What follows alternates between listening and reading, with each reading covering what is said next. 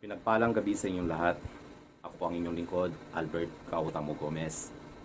So ayan po, dahil nga po sa sipag na pumunta ng mga kabarangay ko, at ito tayo ngayon sa isa na naman sa pinakamahirap na desisyon na gagawin ko sa buhay ko.